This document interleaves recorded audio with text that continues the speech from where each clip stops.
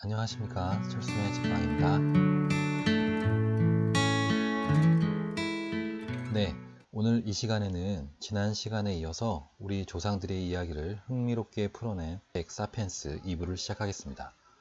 일부 영상에서는 약 7만 년 전 호모 사피엔스 종이 발전하여 문화를 만들고 역사를 개척하는 시점부터 오늘날까지 이 거대한 수만 년의 역사 관통하여 인간의 진로를 형성한 것으로 세 가지 대혁명, 바로 인지혁명, 농업혁명, 과학혁명 중에서 앞에 두 가지 혁명에 대해 말씀드렸습니다. 오늘은 마지막 과학혁명에 대해서 얘기하고자 합니다. 먼저 그 전에 인지혁명과 농업혁명에 대해서 간단하게 먼저 말씀드리면 7만 년 전 최소 6종의 호모가 존재했었는데 그 중에 호모 사피엔스만이 유일하게 그 이유 중 하나를 낸 인지적 능력의 발현이 결정적으로 호모 사피엔스만 생존할 수 있었던 이유라고 얘기하고 있었습니다.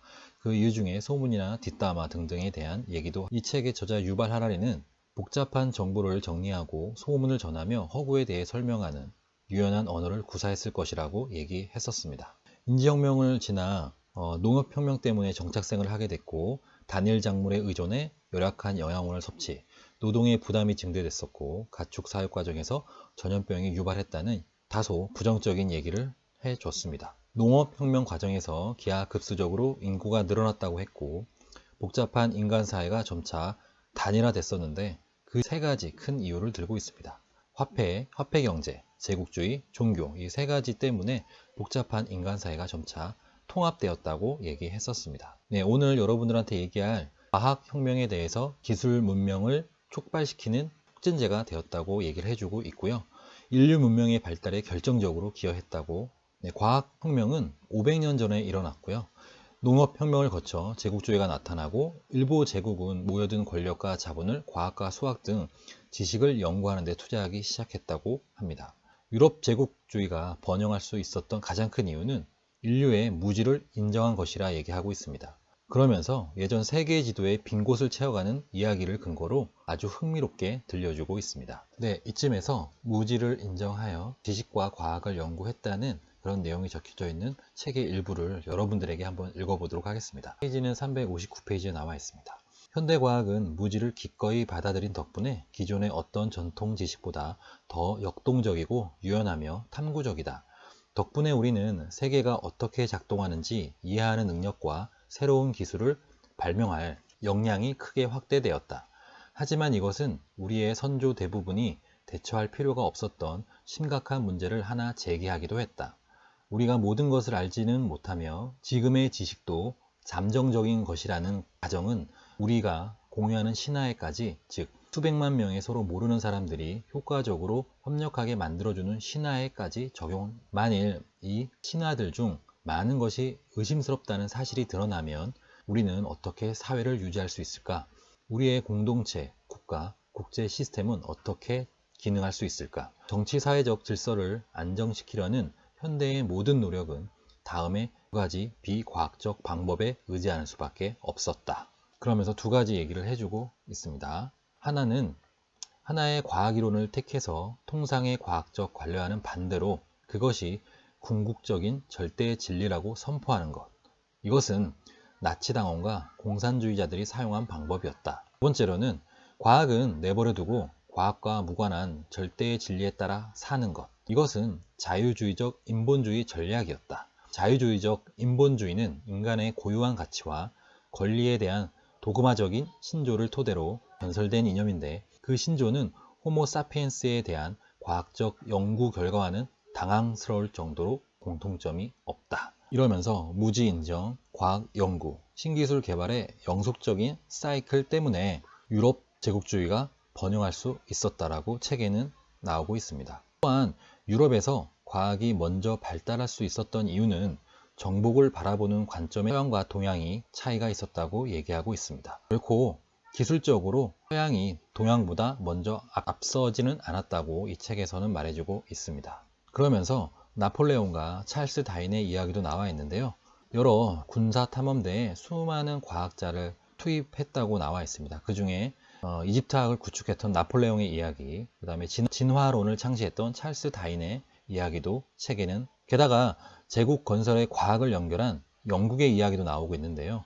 영국이 오랫동안 인도를 지배할 수 있었던 이유로는 식민지로만 생각하지 않고 인도를 깊이 관찰했다는 이야기도 나오고 있습니다. 과학 지식의 추구가 세계화를 바꿔놓은 결정적인 요인이었다고 책에는 나와 있습니다. 제국주의와 과학의 발달 후에는 자연스럽게 산업혁명이 따라왔다고 합니다. 유발 하라리는 이 책 마지막 장에서는 산업혁명의 부작용에 관한 아주 강렬하고 철학적인 메시지를 주고 있습니다. 그리고 여러 가지 냉정한 관점에서 문제제기의 질문을 하고 있습니다. 그러면서 이 책은 신이 된 동물이란 후기로 이 책은 마무리하고 있습니다. 그러면 제가 이 책 중에서 마무리되는 부분을 읽어보도록 하겠습니다. 네, 페이지는 587페이지입니다. 신이 된 동물이라는 후기를 적고 있고요. 이 책을 쓴 저자 유발 하라리의 인류를 바라보는 관점이 잘 나와 있고 냉정하게 분석한 부분이 있어서 제가 여러분들한테 읽어보도록 하겠습니다. 7만 년 전 호모 사피엔스는 아프리카의 한 구석에서 자기 앞가림에만 신경 쓰는 별 중요치 않은 동물이었다. 이후 몇만 년에 걸쳐 이 종은 지구 전체의 주인이자 생태계 파괴자가 되었다. 오늘날 이들은 신이 되려는 참이다. 영원한 젊음을 얻고 창조와 파괴라는 신의 권능을 가질 만반의 태세를 갖추고 있다. 다행히도 지구상에 지속되어 온 사피엔스 체제가 이룩한 것 중에서 자랑스러운 업적은 찾아보기 어렵다. 우리는 주위 환경을 굴복시키고 식량 생산을 늘리고 도시를 세우고 제국을 건설하고 널리 퍼진 교역망을 구축했다. 하지만 우리가 세상의 고통의 총량을 줄였을까? 인간의 역량은 크게 늘어났지만 개별 사피엔스의 복지를 개선시킨 데에는 이르지 못했다. 뿐만 아니라 그로 인해 다른 동물들에게는 큰 불행을 야기하는 일이 되풀이 되었다. 더구나 인간의 능력이 놀라울 정도로 커졌음에도 불구하고 여전히 스스로의 목표를 확신하지 못하고 있으며 예나 지금이나 불만족스러워하기는 마찬가지인 듯하다. 우리의 기술은 카누에서 갤리선과 증기선을 거쳐 우주 왕복선으로 발전해 왔지만 우리가 어디로 가고 있는지는 아무도 모른다. 과거 어느 때보다 강력한 힘을 떨치고 있지만 이 힘으로 무엇을 할 것인가에 관해서는 생각이 거의 없다. 이보다 더욱 나쁜 것은 인류가 과거 어느 때보다도 무책임하다는 점이다. 우리는 친구라고는 물리법칙밖에 없는 형태로 스스로를 신으로 만들면서 아무에게도 책임을 느끼지 않는다. 그 결과 우리의 친구인 동물들과 주위 생태계를 황폐하게 만든다. 오로지 자신의 안락함과 즐거움 이외에는 추구하는 것이 거의 없지만 그럼에도 결코 만족하지 못한다. 스스로 무엇을 원하는지는 모르는 채 불만스러워하며 무책임한 신들, 이보다 더 위험한 존재가 또 있을까? 네, 이 책의 마무리장을 읽어드렸습니다. 인류의 역사를 역사학자의 관점에서 흥미롭고 철학적으로 풀어낸 책 사피엔스. 다소 부정적이고 냉철한 메시지도 있긴 하지만 빅 히스토리 관점에서 인류의 과거를 풀어낸 책 중 저는 가장 재미있게 읽었던 책이었습니다. 물론 좀 어려운 부분이 있어서 제가 이 책을 2번 연속 읽었는데요. 책이 좀 어렵긴 하지만 책을 읽기 전에 제 영상 한번 보시고 책을 다 읽는다면 책을 이해하는데 작게나마 도움이 될 것 같습니다. 이번 영상은 이제 마치겠고요. 이 영상이 여러분들에게 작게나마 도움이 되셨다면 구독과 좋아요 부탁드리겠습니다. 감사합니다. 철수의 책방이었습니다.